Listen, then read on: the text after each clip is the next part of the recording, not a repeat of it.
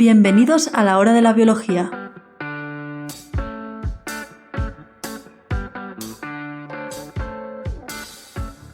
Buenas, bienvenidos al nuevo podcast La hora de la biología. En este podcast trataremos de comunicar de manera amena resultados científicos del campo de la biología.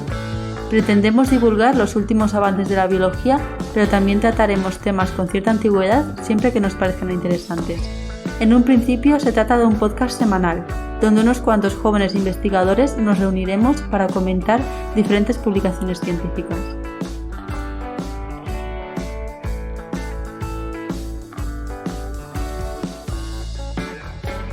En este capítulo participan Samuel Piquer, biotecnólogo y bioinformático, que nos hablará de la inmunidad de rebaño, y Pablo Monfort, bioquímico y también bioinformático, que nos hablará de factores génicos de riesgo que llevan a un COVID más severo y que derivan de genoma neandertal. En el capítulo también contamos con Noemí Caballero, biotecnóloga y bióloga molecular, Oriol Ruiz, bioquímico y con máster en investigación translacional y medicina personalizada, y yo misma, Elena Guerrero, bioquímica y bióloga molecular. Hoy va a ser un capítulo un poquito trending, porque vamos a hablar sobre todo de COVID. Y nada, yo me he leído un artículo muy bonito que habla sobre la denominada inmunidad de rebaño o herd immunity en inglés. ¿Vale? Porque es un concepto que he visto que últimamente pues, se está poniendo bastante de moda y así pues eso, intentar ser esa parte de conocer conceptos y su importancia y todo esto. Pero bueno, básicamente la inmunidad de rebaño es un concepto clave en control epidemiológico. La idea es que solo una parte de la población necesitaría ser inmunizada frente a un agente infeccioso, ya sea mediante vacunación o una infección de tipo natural, para que dejasen de generarse grandes brotes en la población. Y claro, cuando hablamos del COVID y del SARS-CoV-2, pues ahora es un concepto que se está poniendo bastante de moda. Pero que bueno, también hay gente que habla de él sin entenderlo muy bien. En concreto, la inmunidad de rebaño se alcanza cuando una persona infectada en una población genera menos de un caso secundario de media, lo que se corresponde con el número de producción efectiva o el famoso número R. En ausencia de medidas de control, hablamos del número R0. En el caso del SARS-CoV-2, la mayoría de estimadores para este valor estaría en un rango entre 2,5 y 4. ¿Vale? Por ejemplo, en el caso de Francia se ha estimado que el R0 estaría en torno a 3, lo que implica que en ausencia de control, el umbral para alcanzar esa llamada inmunidad de rebaño requeriría que un 67% de la población llegara a estar inmunizada. Pero bueno, la inmunidad de una población típicamente se está estimando mediante estudios transversales de individuos representativos de esa misma población, utilizando para ello los famosos test serológicos que miden la inmunidad humoral. Es decir, lo que hacen es detectar la presencia de anticuerpos generados en el individuo a partir de una muestra de su sangre. Estudios realizados en países como España o Italia sugieren que la prevalencia de anticuerpos en la población estaría en un rango entre un 10 o un 1%, con picos en torno a un 10-15% en áreas urbanas que hayan sido altamente afectadas por infecciones del SARS-CoV-2. Sin embargo, algunos también han argumentado que la inmunidad humoral no captura la totalidad de la inmunidad que podría ser generada, de hecho que estaría siendo generada por el SARS-CoV-2, ¿vale? Como puede ser la inmunidad celular. Y esto haría que los niveles de inmunización en la población serían mayores de los que seríamos capaces de medir únicamente por los test serológicos. Estás comentando que más o menos estás explicando la parte biológica de esa medida R y R0 que está tan de moda actualmente, que simplemente hace referencia, como bien has explicado, a cómo de inmunizada está una población, es decir, la capacidad que tiene un individuo de infectar a los individuos que tiene a su alrededor, ¿no? Sí, más o menos. A ver, al final lo que hay detrás de esa idea de de inmunidad de rebaño es que si la población se infecta lo suficiente hasta llegar a un punto que una gran parte de la población es inmune frente a esa enfermedad, digamos que claro, pues ya no hay esos grandes brotes que estaríamos viendo ahora con el COVID. Entonces, esa inmunidad que tiene la población se debería que ya ha estado expuesta al virus. Ya, en este caso no estamos hablando de vacunas, sino simplemente porque la gente se haya contaminado de COVID y las contagiado o infectado de COVID, y estas medidas actuales que se están realizando de R y R0 viene dada por los estudios de anticuerpos en sangre, por los test serológicos que estás comentando tú. Y en este caso creo que Elena y Noemí podían ampliar un poquito más en eso, porque tú has dicho, como estabas comentando, que esta medida, esta inmunidad que tiene la población no vendría únicamente de los anticuerpos en sangre, sino también de la respuesta T citotóxica, supongo que es la inmunidad celular que estabas comentando tú, y por eso supongo que Noemí y Elena, que son más fans de la parte de inmunología, igual quieren aportar algo. Sí, bueno, yo primero quería hablar de lo de los estadísticos que estaba comentando Samu. O sea, el R es el que estaban hablando tanto en los medios de si estaba por encima de 1. Sí, es ese. Sí, ese, o sea, más o menos se están refiriendo de si está por encima de 1 es que cada persona está infectando a más de una persona. Exactamente. Y si está por debajo, o sea, estar por debajo de 1 sería lo ideal. O sea, bueno, lo ideal sería 0, que nadie contagiara, o sea, que las personas no contagiaran a nadie. Claro. Vale, o sea, eso lo primero. Lo segundo, de lo de la inmunidad, sí que es, o sea, como comenté en el especial COVID, que aún no sabemos si está publicado. La magia de jugar con episodios grabados. Bueno. Sí, es como comenté o comentaré. Como comenté o comentaré en el especial COVID. O sea, el COVID está causado por un virus. Correcto. Y la respuesta ideal para atacar este virus sería una respuesta citotóxica, porque los virus se encuentran dentro de las células, más que una respuesta humoral. Así que igual sí que hay individuos que tienen una respuesta citotóxica, pero esto no lo vas a ver por ELISA o por un test serológico que te está midiendo anticuerpos, aunque, o sea, probablemente también lo veas porque vas a tener, o sea, no vas a tener una respuesta 100% citotóxica o 100% humoral, es como una combinación, pero bueno, y eso quería comentar básicamente. Y creo que Noemí tiene una pregunta, así que sí. Pues el primero iba a contestar la pregunta pero como lo vas a contestar tú más tarde, te lo dejo a ti. No, de Elena le quería preguntar si como Elena o Noemí, que ya sabrán más, si, pues supongo que habrá manera de detectar estos test citotóxicos activados, aunque no sea por un citómetro de flujo, que sería lo más exacto, pero si saben si hay alguna manera sencilla de detectar estos test citotóxicos activados. Ahora mismo a mí se me ocurre citometría de flujo como técnica base, pero supongo que los hay. Supongo que también hay otras enfermedades en las cuales se detectará esto. Tendría que mirarlo. Bueno, de hecho lo voy a mirar ahora. Magia del Google. Tampoco te falta, era simplemente curiosidad, que a lo mejor otro test más que se puede hacer es ese. O sea, a mí no se me ocurre una técnica que esté así estandarizada, o sea, a nivel clínico para mirar esto, la verdad. De todas formas, es lo que también comenta Elena, que no va a ser una respuesta o citotóxica o humoral. Ya, sí, la que no hace mezcla de falta. ambas. Ahí está la No hace falta, pero podrías obtener si modelos más te sirve completos. para quitarte falsos positivos y falsos negativos, a lo mejor. No, o sea, tendrías un modelo más completo para computar el valor R, pero bueno. También. A ver, yo creo que hasta cierto punto tendrán alguna forma de medirlo, porque sí que vi en el artículo, por ejemplo, que comentaban que esa reactividad de las células T frente al coronavirus sin inmunidad humoral detectable se ha documentado. Entonces, sí que habrá alguna forma de verlo, pero a lo mejor no es algo tan estandarizable. A ver, con citometría de flujo sí que sería. Lo que pasa es que tú no puedes hacer citometría de flujo a todo el mundo porque no es inviable. O sea, no. Tampoco puedes ver que sea... O sea, esta especificidad como tal también sería difícil a la hora de hacerlo. O sea, es que claro, si lo estás haciendo por citometría de flujo, el que tengas células T citotóxicas tampoco... O sea, es algo que sea concluyente Claro, son de que vaya a de- ser contra el ya. COVID, o sea, contra el Y SARS. aparte, Sí, sería otra variable complementario. Sería y otra complementario variable a lo...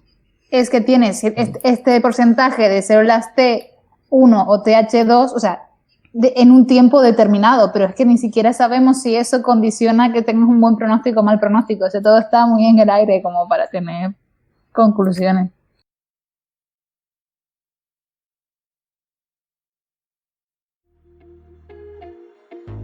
A ver, lo mío es en realidad abierto a debate porque nadie puede saber esto, porque no ha ocurrido. Y es esta inmunidad de rebaño. Bueno, a ver, me pongo en contexto. En el MERS, por ejemplo, se veía una inmunidad de 2 años, que es el virus que tenemos más próximo junto al SARS. Bueno, suponiendo el segundo caso, que es que el coronavirus te quede como virus igual que la gripe, que la Estacional, tengamos que, sí. exacto. Ujú. ¿Cómo ves la evolución de esta inmunidad si es que con el tiempo se agota? Que eso sí que son estudios del SARS-2. Ujú. Sí, pues eso es lo que iba a ir comentando. Gracias por tu pregunta. Vale, perfecto. Pues sí, a ver, por lo general, ahora mismo tenemos poca evidencia que sugiera que los brotes del SARS-CoV-2 vayan a parar de una manera natural antes de al menos alcanzar la mitad de la, digamos, de que la mitad de la población adquiera esa inmunidad. Pero claro, ahí hay un problema y es que hay preguntas importantes sin resolver, que es la pregunta que me hacías tú, Noemi. Que todavía no sabemos cuánto dura realmente esa inmunidad adquirida en el caso del SARS-CoV-2. Porque la inmunidad de los coronavirus estacionales suele ser relativamente corta, ¿vale? Y en particular en individuos que pasan la enfermedad con síntomas leves. Y, y por lo que he leído en el artículo eso implica muchas veces que sean necesarias que ocurran varias rondas de reinfección, es decir, como varios brotes o oleadas, antes de adquirir una inmunidad robusta, ¿vale? De hecho, esto, por ejemplo, es lo que ocurre en el caso de la gripe, que también es una enfermedad estacional, ¿de acuerdo? En estos casos, por ejemplo, esa inmunidad de rebaño, de la que tanto se habla ahora, pues se obtiene después de 2 o 3 oleadas. Y normalmente, claro, no son oleadas que están seguidas, sino que son estacionales, es decir, están interrumpidas por esa estacionalidad que tiene el virus, que viene, pues, sobre todo ahora cuando bajan las temperaturas y viene el invierno.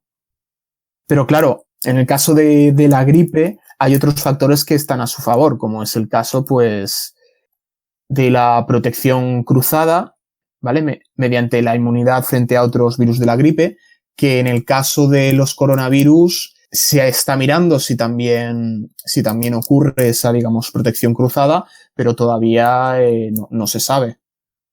Y además el hecho de que, bueno, contra la gripe sí que tenemos vacunas, y eso, pues claro, ayuda bastante.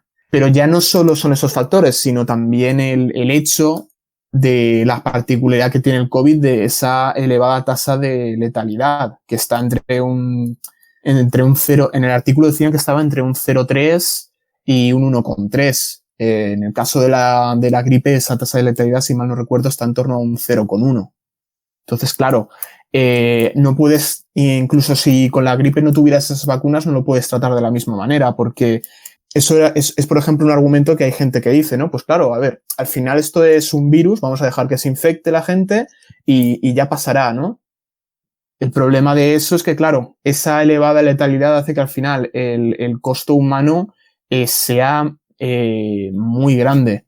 En el artículo barajando números, asumiendo ese umbral del 50% de población inmunizada para poder alcanzar esa inmunidad de rebaño, en el caso de Francia, esto se traduciría en unas de 100.000 a 450.000 muertes, y en Estados Unidos estaríamos hablando de 50.000 a más de 2 millones de muertes. O sea, es una barbaridad. Sí, yo los datos que he visto, porque no sé, no son exactamente iguales que el tuyo, porque yo he visto datos de un 70% de inmunidad, que es uno de los del número que estaban barajando al principio. Decía que eso, que si se comportaba en todo el mundo igual que se comporta cómo se está comportando hasta ahora, porque, por ejemplo, es fácil que haya zonas que la mortalidad sea menor. Pero si se comporta más o menos como se está comportando hasta ahora, si quieres que se infecte toda la población humana para conseguir este 70% de inmunidad, es decir, un 70% de la población humana, el número de muertos sería 55 millones o así. Es decir, imagínate toda la población de España muerta. Claro. Y el número, y también no hay que olvidar las secuelas que deja el virus. Se estima que el número de personas que se queden con secuelas permanentes sea 350 millones. Que es, imagínate, la población de Estados Unidos. Exacto. Básicamente no es viable hacer eso. No. Eso no se puede hacer. Aparte de lo que sea moral, la pérdida de potencial humano sería demasiado grande como para mantenerse. Y eso sin contar que no salgan cosas nuevas, como mencioné o mencionaré en el especial de COVID, de otras afecciones que se puedan encontrar a más largo plazo. Exacto. Pues sí, al final es eso, o sea, sí que me ha parecido, no sé, importante o interesante comentar un poquito esto por eso, porque al final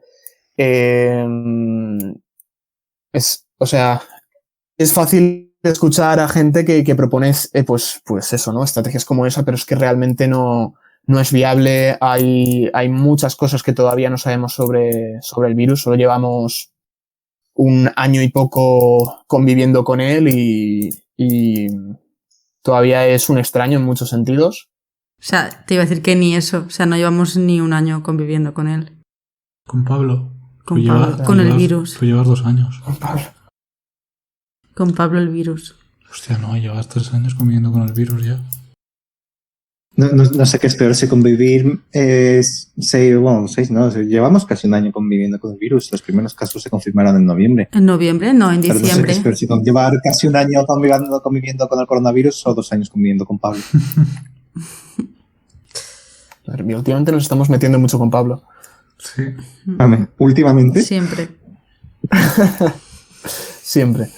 Y ya está, a ver, al final lo importante de esto, pues comentar, digamos, este concepto que últimamente he oído bastante y comentar un poco esa idea porque es verdad, a veces, sobre todo al principio de la pandemia se oían muchas ideas de traca y una de esas ideas era pues vamos a dejar que se combine, o sea, que se contagie la gente, ¿no? Y ya pasará, porque esto como es una gripe normal, pero no.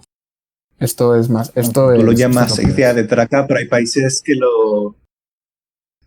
lo llaman su plan de contingencia contra el coronavirus. Reino Unido. Suecia hizo eso. Suecia dijo... Y Reino Unido también era eso, ¿no? Sí, el Reino Unido hizo eso y enseguida cambió de opinión. Suecia igual hizo eso y enseguida cambió de opinión porque vieron que no era viable. Y luego Estados Unidos veremos lo que hace. Otra cosa... También se está dedicando... extraoficialmente está haciendo eso. Ya. Otra cosa que quería comentar, o sea, bueno, no se ha comentado, pero bueno, aparte de estas ideas de traca, o sea, una de las cosas fundamentales detrás de desarrollar una vacuna y dársela a la población también es esta idea de inmunidad de rebaño. Sí. Porque, o sea, las vacunas, claro, o sea, te protegen a ti como individuo, pero también es una manera de aumentar, pues esto, la protección hacia los demás, sí. Que es uno de los argumentos que tienen ahora los antivacunas, es que no he vacunado a mi hijo y no le ha pasado nada. Y es hombre, estás llevando a tu hijo a un colegio donde tú, por tu cerebro cráneo privilegiado, como diría Valle Inclán, yo llevo a mi hijo al colegio soy un cráneo privilegiado, soy un antivacuna y no le ha pasado nada, sigue vivo, o sea, se ha desarrollado perfectamente, ha llegado a la adultez sin que haya muerto. Y es claro, porque tu hijo no está vacunado, pero el resto de 29 niños que van con ellos al colegio, espero que sus padres sean normales y hayan decidido vacunar a sus hijos. Pues no le ha pasado nada por el concepto que está explicando Samu de inmunidad de rebaño. O sea, claro, tu hijo no está vacunado, pero todos los demás sí, por lo tanto el virus no puede llegar a él porque le faltan nodos en el grafo para llegar. Claro, el resto de gente con la que convive, o sea, forman realmente como una barrera que no deja que vaya a o sea, que este virus vaya a infectar al niño o a X persona, porque, o sea, todo el mundo con el que está relacionado está vacunado contra este agente y no pueden contraer, o sea, la enfermedad infecciosa causada por el agente al que están vacunados, así que tampoco van a infectar a otras personas. Por lo tanto, ante la duda, vacuna a tus hijos. Este es un consejo del Ministerio de Sanidad y Gobierno y Educación de la hora de la biología. Exacto. Sí, a ver, y al final ahí también está un poco la diferencia, y es el hecho de que estamos ante un virus nuevo, y cuando te enfrentas a cosas nuevas, pues en este caso obviamente no íbamos a estar preparados. Como ya comentamos o comentaremos en el especial COVID, es el riesgo que tiene las zoonosis, que te estás enfrentando a una bacteria o un virus o un protozoo que tu organismo nunca ha estado en contacto con él y por lo tanto no vas a tener una inmunidad como tienes con otros virus que ya han estado evolucionando a lo largo de toda la evolución del ser humano. Es el principal factor que le da tanta peligrosidad. Yo tengo una pregunta, pero no sé si es una memes, así que la voy a hacer y si no se corta. A ver. Dejamos lo de Gusano Man, no vamos a dejar esto. A ver, mi pregunta es si has visto, o sea, hay estudios o piensas que en Asia, por haber estado en contacto con el primer SARS y con el MERS, puede que haya habido una inmunidad de rebaño que ayudase a que hubiese menos contagios. Pues, a ver, honestamente no lo sé, pero es lo que te digo. La inmunidad cruzada sí que es verdad que es un fenómeno que se ha visto en otros virus. De hecho, en el caso de la virus de la gripe es algo bastante común. Tú te has infectado de otro virus de la gripe y tu cuerpo ya tenía inmunidad frente a ese virus, y ahora cuando aparece una nueva variante de otro virus de la gripe, pues digamos que tienes cierta protección. En el caso del COVID, pues es lo que te digo, de momento hay estudios que están y hay esfuerzos para ver si esa, digamos, protección cruzada ya no sea contra los otros coronavirus, bueno, sino supongo que también con otros virus infectivos, si ese tipo de inmunidad, pues en este caso estaría ayudando también a luchar contra el SARS-CoV-2, ¿no? Pero de momento, por lo que he podido ver y por lo que decían en este artículo en particular, que ha salido ahora en octubre, de momento no hay nada concluyente en esa área. Ahí el paper que voy a comentar yo es también la importancia que tienen los factores genéticos de contraer el COVID, y sí que se ha visto que el este de Asia, que supongo que el este de Asia incluye la parte de China, sí que ha presentado ya una selección negativa hacia los alelos que son más que aumentan el riesgo de contraer COVID, y si lo contraes de ser que sea más severo. Así que luego lo comentaré más en profundidad ahora en mi paper. Sí, hay que tener en cuenta que el SARS, MERS y ahora el SARS-CoV-2 no son los únicos coronavirus que afectan al humano. En la zona de Asia, sobre todo en el este de Asia, como he mencionado, hay coronavirus endémicos que son no son tan problemáticos como estos, producen un constipado y ya está. Pero es fácil que tengan esa protección por eso, por el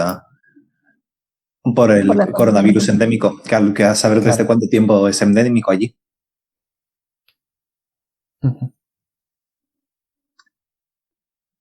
Bueno, sí, yo quería lo último de comentar, que no es por estropearle la fiesta a nadie, pero ya ha habido casos de gente reinfectándose de coronavirus, incluso gente que ha muerto. Así que no sé yo cómo funciona la inmunidad de rebaño si en 6 o 7 meses ya se pierde la inmunidad. Sí, a ver, esa era una de las cosas que comentaban también en el artículo, porque de hecho la reinfección sí que es verdad que hay casos documentados de eso, de personas que se han reinfectado. Sin embargo, pues todavía no, y al final es lo que pasa con este virus, que hay muchas cosas que todavía no están claras. Y en esa parte en concreto todavía no está claro, pues eso, si esas reinfecciones son algo puntual, es decir, son casos aislados o es algo que sea más común. Pero sí, yo el caso que he visto era una señora que tenía problemas respiratorios ya de por sí, así que a lo mejor eso tiene que ver. Bueno, sí, claro, al final luego cada persona es un mundo. Pero sí. Sí, en total he leído de 4 o 5 casos como mucho, así que no es algo común, ni mucho menos. Pero depende de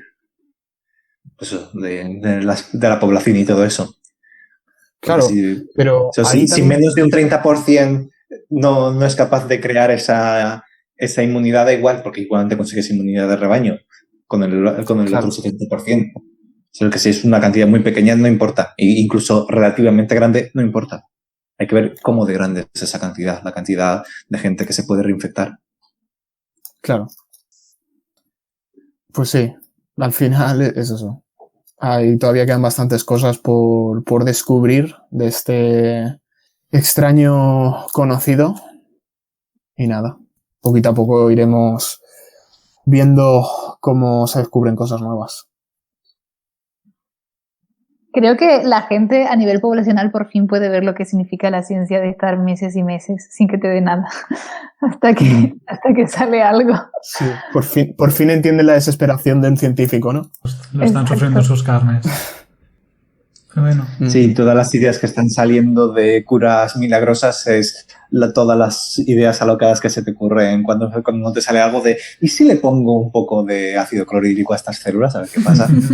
Bueno, o sea, aunque no tenga nada que ver con este tema, el famoso cóctel Yamanaka, al menos famoso para los biólogos y biólogos moleculares, antes de ello había un tipet, no voy a entrar en decir etnias porque no me acuerdo, no sé si era japonés o chino, que decía que había conseguido, bueno, lo importante de las células IPS, sí, el coreano. Sí, lo importante de las células IPS es que consigues que una célula especializada vuelva a ser pluripotente para dar todo tipo de tejidos que te interesen. Y se lleva buscando desde hace tiempo y Segoriol dice que es coreano, vamos a decir que es coreano, dijo que lo había conseguido simplemente echando ácido clorhídrico a sus células y que en un medio ácido había conseguido que unos fibroblastos pues hicieran el tejido que tú quisieras. Y publicó un artículo.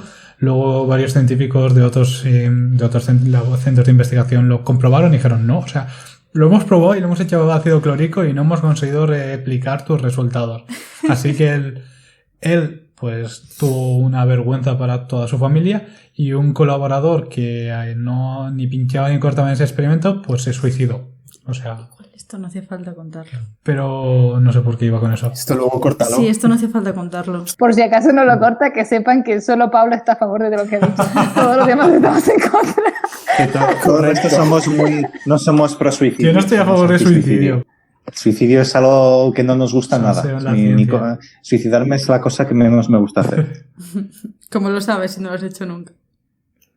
Lo cual implica que lo has hecho alguna vez. Bueno, continuamos. Es una referencia a una cosa que no entendéis porque sois demasiado incultos. Será eso.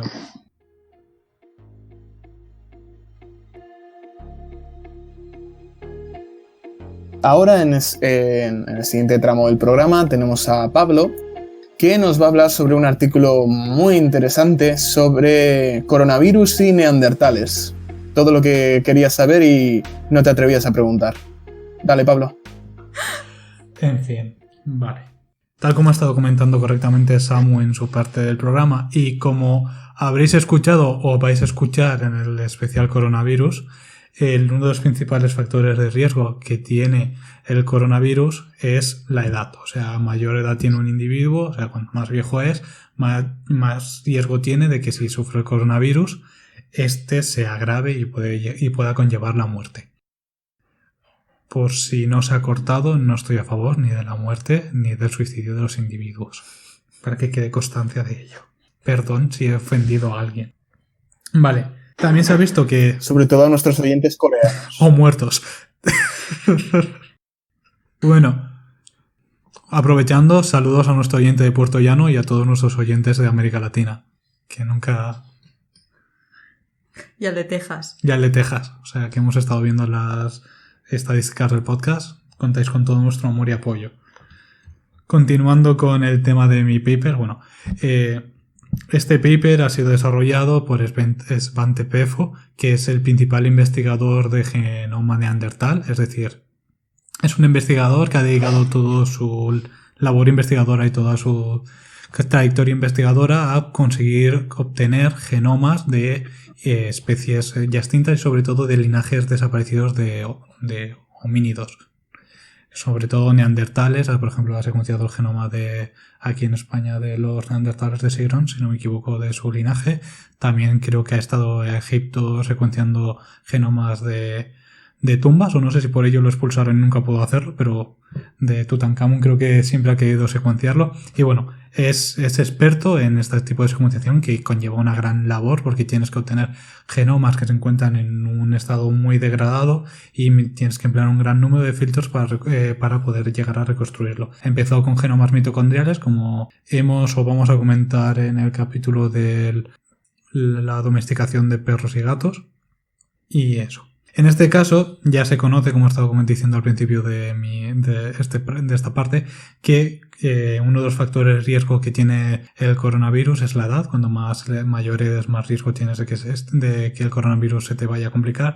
También se encuentran otros factores de riesgo actuales, que es como el ser un hombre. O sea, se ha visto que presentar sexo masculino también tienes un mayor factor a que se te complique la enfermedad del COVID-19, y algunos otros, como puede ser que ya padezcas alguna enfermedad grave, como puede ser enfermedades cardíacas o creo que también era sobrepeso, pero bueno, no voy a entrar en esto. Pero sin embargo, cuando haces estudios de pandemia, como el R0 que ha estado comentando Samu, otros estudios, se observa que estos factores de riesgo no explican no explican la distribución actual de la enfermedad y las proporciones actuales que hay de enfermedad leve y enfermedad severa.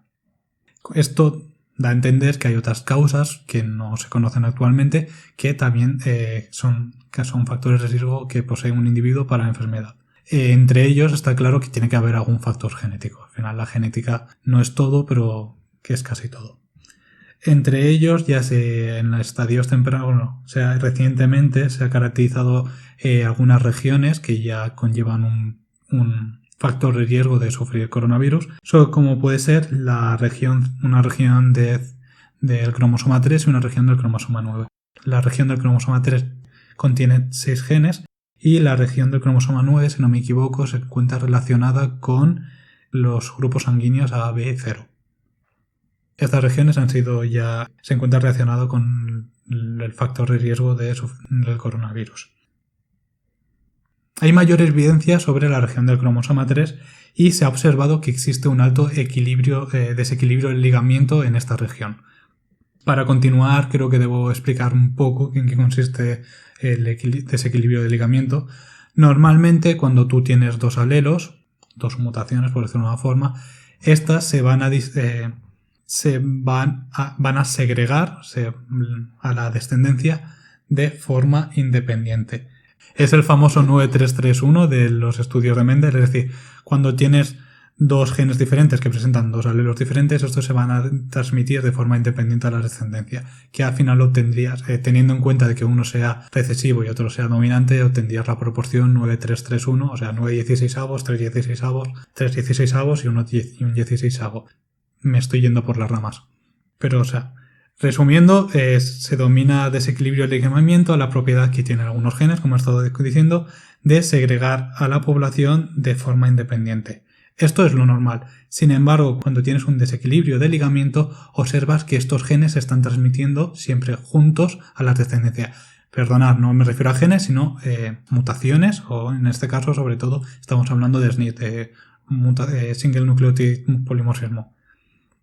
Normalmente se segregan de forma independiente cuando se encuentran en cromosomas independientes o cuando se encuentran muy lejos uno del otro en el mismo cromosoma, y cuando se encuentran en el mismo cromosoma y están muy próximos entre sí, se van a transmitir como una única unidad a la descendencia. Es lo que dice que dos genes están ligados. En este caso, los genes, bueno, los haplotipos, que ahora los explicaré, las mutaciones, las variantes que se encuentran dentro del cromosoma 3, se está observando que se heredan, o sea, que presentan un fuerte desequilibrio en este ligamiento. Por lo tanto, están muy ligados y se están transmitiendo siempre en bloque en la descendencia. Me hace un resumen. Básicamente lo que quiere explicar, cuando dos genes en cromosomas distintos pasan a la descendencia, sus mutaciones no están ligadas por eso, porque están en cromosomas distintos y cada cromosoma puede ir o a venir o del padre o de la madre y todo eso. Pero cuando están dentro del mismo cromosoma, lo que cabría esperar es que si dos mutaciones en el mismo cromosoma siempre se heredarán juntas en toda la descendencia. Pero durante la producción de gametos, que son las células sexuales, se produce un fenómeno que se llama entrecruzamiento, que lo que hace es que los dos cromosomas se ponen uno al lado del otro y combinan material genético con material genético homólogo, es decir, del mismo trozo, no hace aberraciones, a veces hace aberraciones, pero intentan no hacer aberraciones y se cruza. Si dos mutaciones están muy lejos, la probabilidad de que haya un entrecruzamiento entre ellas es muy grande, porque tienes un montón de terreno donde se puede producir ese entrecruzamiento. Si están muy cerca, imagínate, están al lado, si solamente pueden heredarse separadas cuando hay entrecruzamiento justo en ese punto que los separa. Eso es lo que se refiere el ligamiento. Y el desequilibrio del ligamiento es eso, cuando hay más o menos ligamiento, en general, más ligamiento del que se esperaría por la situación de esos genes en el cromosoma. Perfectamente explicado. O sea, chapo, espero que tampoco diste mucho lo que he estado explicando yo. Vale, entonces se ha comprobado que esta región del cromosoma 3 se encuentra en desequilibrio de ligamiento, es decir, se transmite como una unidad. Y presenta un haplotipo específico. Un haplotipo es un conjunto de mutaciones, normalmente que se sitúan en el mismo cromosoma, que se heredan conjuntos, porque se encuentran en desequilibrio de ligamiento, viene uno seguido de otro. Normalmente estos haplotipos son específicos de poblaciones y muchas veces se emplean para estos famosos test del 23andMe, 24andGene aquí en España, copiando un poco. Son estos haplotipos los que emplean para determinar de qué población has venido. Porque si están en un desequilibrio de ligamiento, no tienes la misma probabilidad de tener estas tres mutaciones típicas si eres asiático, si provienes de una población africana, si eres caucásico. Entonces se observa que en esta región del cromosoma 3 presenta, si no me equivoco, un core de 42 kilobases, no estoy ahora muy seguro, y lo que sí que es cierto que presentan 16 mutaciones que conforman un haplotipo. Y los que quiere realizar este grupo, liderados por el siguiente PEFO, es conocer si este haplotipo deriva de genoma neandertal.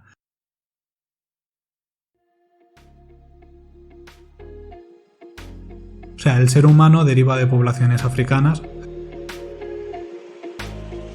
Los diferentes homínidos de los que se recogen, de los que descendemos, el Homo sapiens, Homo neanderthalensis, Homo claverskendensis. Homo sapiens somos nosotros. Sí, de los diferentes. Bueno, los diferentes somos. A ver, hubo varias migraciones. Sí, o sea, el género Homo nació en África y de África migró al resto de Europa y el resto de poblaciones. Entonces, hay diferentes salidas de África de los diferentes Homos que han existido en la actualidad.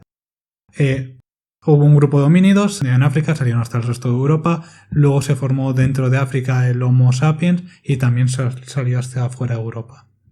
¿Algo que añadir? A ver, si en un principio, si no me equivoco, Homo erectus creo que son, que salen primero y a partir de estos pues evolucionan hacia otro tipo de homínidos, o sea, que hemos denominado pues neandertales, denisopanos, etcétera. O sea, porque aquí el concepto de especie es como bueno, pues me lo invento porque realmente se ha visto que no me hagas spoiler, que es lo que... O sea... No hagas spoiler. Vale, no hago spoiler, pero está un poco cogido con pinzas el concepto de especie, pero bueno. Y luego hay había dos hipótesis en cuanto a los humanos actuales, que está la multirregional y la autofábrica.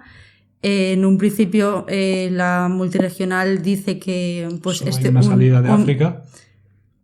y luego ha ido divergiendo entre sí, entrecruzándose los diferentes... Entrecruzándose todas las poblaciones y por eso seguimos siendo la misma especie y no ha habido un proceso de especiación porque nos hemos ido cruzando unos con otros.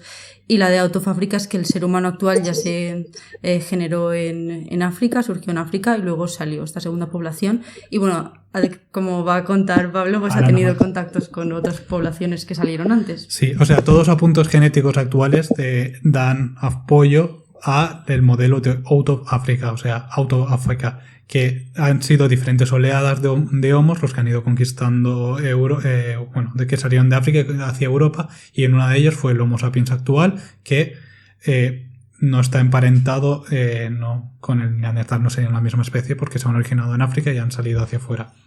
Sin embargo, se ha observado, que es lo que ha visto Svante Pessoa, que no es una hipótesis ni out of Africa ni multirregional, o sea, como que surgió en diversos sitios al mismo tiempo, que es sino que es una hipótesis mixta. Es verdad que ha habido diferentes olas que salen de África, pero este Homo sapiens tenía la capacidad de interaccionar, de hibridar con el Neandertal, y ha habido eventos de migración, de mezcla, contacto, reproducción, entrecruzamiento, o sea, folleteo máximo. Sí, de folleteo, vamos a hablar claro, entre neandertales y Homo sapiens. Entonces, por eso, los Homo sapiens actuales poseen en su genoma regiones que derivan directamente de los neandertales. Bueno, depende de las poblaciones de humanos. O sea, hay más probabilidad de que se haya habido este intercambio, este flujo génico en Homo sapiens no africanos. Y por lo tanto, sabiendo todo esto, estos investigadores, sabiendo que esta región se encuentra volviendo todo lo mismo, que esta región de riesgo que se encuentra en el cromosoma 3 se encuentra en un desequilibrio de ligamiento muy fuerte, puede derivar de neandertales. Entonces realizan todos estos estudios. En primer lugar, se comprueban que este haplotipo se encuentra en muy baja frecuencia en poblaciones africanas y se encuentra en mayor frecuencia en poblaciones no africanas. Por lo tanto, ya hay una hipótesis de que no se encuentra en un ancestro común de todos los Homo sapiens. Entonces, comprueban cómo se encuentra buscan este haplotipo en los genomas neandertales y que ya se encuentra secuenciado. De estas 16 variantes, que es el core del haplotipo, ya están presentes en el genoma neandertal de Vindilla. De estos 13 SNP que forman el core, 11 ya se encuentran en el genoma de neandertal de Vindilla, y 3 de estas mutaciones se encuentran en el genoma neandertal de Altar y Yagiskoya, que creo que se pronuncia así, que son genomas neandertales que se encontraban en los montes de Siberia. Y no se encuentra ninguna de estas mutaciones en el genoma de Denisovanos, que sería otra de las ramas que forma el género Homo, si no me equivoco. Mediante estudios estadísticos y de algoritmos, como la probabilidad de que este genoma, o sea, estas variantes, este haplotipo, se encuentre en el ancestro común, tanto de neandertales y de todos los Homo sapiens, o que haya sido adquirido por flujo génico. Para ello tienen que tener en cuenta el tiempo generacional que se domina, o sea, más o menos durante cuánto tiempo dura una generación de homos. En este caso, la media se encuentra en 29 años, es la que están empleando. También el ratio de entrecruzamiento, que es lo que ha estado comentando Oriol, porque cuanto más largo es un haplotipo que se encuentra en la actualidad en el Homo sapiens, menos probable es que se encuentre en el ancestro común, porque por los fenómenos de recombinación genética estos haplotipos se suelen perder. Y también tienen en cuenta la divergencia entre neandertales y sapiens. No hay evidencia estadística suficiente para decir que este haplotipo se haya heredado por presencia de un ancestro común, porque ya estaría hecho trocitos en los genomas actuales. Entonces, la hipótesis más plausible es que este haplotipo se haya heredado en el genoma actual de Homo sapiens por fenómenos de flujo génico entre neandertales y Homo sapiens. O sea, como ha dicho Elena, ha habido folleteo. Pero a ver, todo esto que tiene que ver con el COVID. O sea, es que me estoy dando la mente. ¿Cómo? Pues que una de las factores de riesgo se hereda por esa vía, por el folleteo. Si no hubieran folleteado, pues no habría tanto riesgo. Sí. Parece que ahora el COVID sea de transmisión sexual. Bueno, y luego también para comprobarlo lo que hacen es una filogenia, como va a explicar o ha explicado Noemí en alguno de esos, en otro capítulo. Si de verdad esta región del cromosoma 3 donde se encuentra el haplotipo que aumenta en 1,9 factores, creo que era el factor de riesgo a sufrir COVID y que este sea severo, este haplotipo tiene que estar más próximo a los haplotipos de que se encuentran en neandertales que a los haplotipos que se encuentran en los otros haplotipos que presentan los homos actuales. Entonces, empleando las bases de datos públicas de Mi Genoma, obtienen todos los haplotipos, es decir, todo el conjunto de polimorfismos que se heredan juntos en los más de 1000 genomas que se encuentran en el genoma humano para esta región, y también las que se encuentran en Neandertal. Y al realizar la filogenia, es decir, cuáles se encuentran más próximos entre sí, ven que forman un clado común, el haplotipo presente en el cromosoma 3 que aumenta el riesgo de COVID y los de neandertales, con lo que ya hay una gran evidencia estadística para decir que sí, esta región del cromosoma 3 que te causa aumenta el factor de riesgo de sufrir un COVID severo es derivado de neandertales.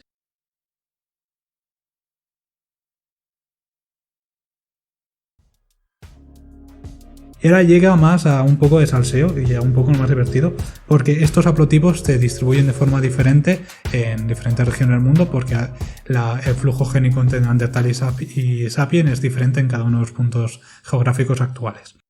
Como hemos comentado, normalmente para decir... ¿Hay puntos más calientes que otros? Sí. Yo sugeriría, Sálvame, de hacer un capítulo, pero de historia, para así poder ver cómo han cambiado las mutaciones con respecto a la geográfica. Bueno, siguiendo con el salseo por ejemplo, ya hemos comentado que en África es casi este haplotipo está casi ausente. Creo que el porcentaje menor a 1. Y esto es una de las evidencias que tienes para decir que es heredado de neandertales, porque no ha habido casi flujo génico entre Homo sapiens y neandertales en África, porque en África es donde se encuentra el linaje más antiguo de Homo sapiens. Pero luego vamos a otras regiones y, por ejemplo, en Europa es del 8%. En el sur de Asia es del 30%, es donde hubo más folleteo, como te ha dicho Elena. En América es del 4%, o sea, es menor que en Europa, porque normalmente la población americana deriva de los colonos europeos. Y en Bangladesh es del 63%, o sea, ahí tienen un mayor riesgo de sufrir COVID y que este sea severo. Por ejemplo, en el este de Asia es casi también ausente, del 0%. Y esto llama mucho la atención porque se observa que en el sur de Asia es del 30%, mientras que en el este de Asia es del 0%, que es lo que hemos estado comentando fuera de micrófono con Oriol hace un momento. La hipótesis que más dio para explicar este evento es que en el este de Asia, la región actual, si no me equivoco, de China, ha tenido que haber un evento de selección negativa, es decir, de purificación, de selección purificadora, que elimine este haplotipo que causa un fenotipo más severo del COVID. Seguramente por otros eventos de pandemia de coronavirus o algunos similares que tengan una vía de transmisión bastante similar y que hasta finalmente se podría decir que ha purificado esa población. Sí, básicamente lo que quería decir es eso, que ha habido entrecruzamiento entre Homo sapiens y Homo neanderthalensis, que eso no es un misterio, eso ya estaba prácticamente confirmado, pero que una de las cosas que se hereda del Homo neanderthalensis es eso, una sección del cromosoma 3 que otorga mayor riesgo a padecer un COVID severo. Y luego eso, que en el este de Asia, que podría parecer que habría más, porque en el sur de Asia hay mucho, como hay... la explicación más fácil es eso, que ha habido un proceso de selección para eliminar estos factores de riesgo. No, yo lo que sé es que se ha visto que eso, que el grupo sanguíneo A es un factor de riesgo para el coronavirus y el grupo sanguíneo 0 es protector.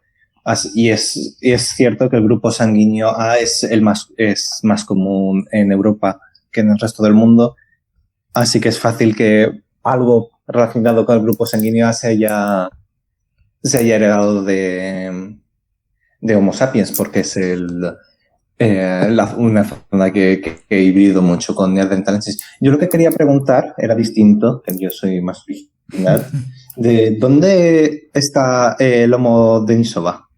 En En Siberia. Denisova, sí, En pero Siberia. es el sur de Asia. No, El sur, era es- Siberia. no sabía si era el norte o el sur de Era Asia. Siberia. Pero las montañas de poblaciones- Siberia. ¿Cómo se llama? Las poblaciones del sur ¿Cómo de se Asia llama el...? han hibridado con, o sea, se han reproducido con denisovanos, tienen un buen flujo génico. Creo que había evidencia estadística, creo que sí que había evidencia de que sí que había habido intercambio, flujo génico entre denisovanos y las poblaciones de allí. Sí. Sobre todo creo Que que es fácil que el porcentaje sea Malasia. tan elevado sea por eso, Sí. Mm. No. que el porcentaje tan elevado sea por eso, Ah, sí, por... porque hayan recibido flujo génico de neandertales y de denisovanos. También había lo que pasa es que eso no sé si se considera ya especie porque había mucho debate sobre ello, de un homínido, que eso sí que sé que es en el sur de Asia, que eran así muy pequeñitos. No. Pero no Creo sé si que se eso- acabó... O sea, Se acabó deduciendo que era una enfermedad que padecía un individuo concreto. creo que sí, creo que era algo así. Sí, eso me recuerda también de la interpretación que tienen de los primeros, que se tiene de los primeros homínidos de postura y todo eso, no sé exactamente cuál, si era Homo erectus, Homo habilis, que así encorvados y pequeñitos.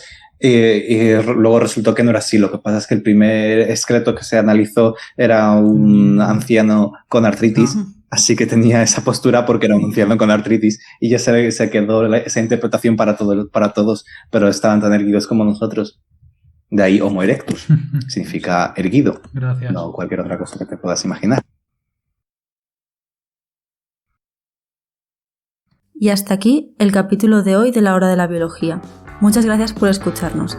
Nos despedimos no sin antes decir que puedes suscribirte, es totalmente gratuito, y si tienes alguna duda o sugerencia, puedes dejarnos un comentario, o si lo prefieres, puedes enviarnos un correo electrónico a lahoradelabiología@gmail.com. Os recordamos que el nombre de los artículos comentados los puedes encontrar en la descripción del capítulo.